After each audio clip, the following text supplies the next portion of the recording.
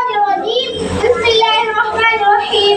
मोहतरम सदर जलसा, मेहमानों खुसूसी, असातिज़ा इकराम और मेरे अज़ीज़ साथियों, अस्सलामु अलैकुम व रहमतुल्लाहि व बरकातुहू।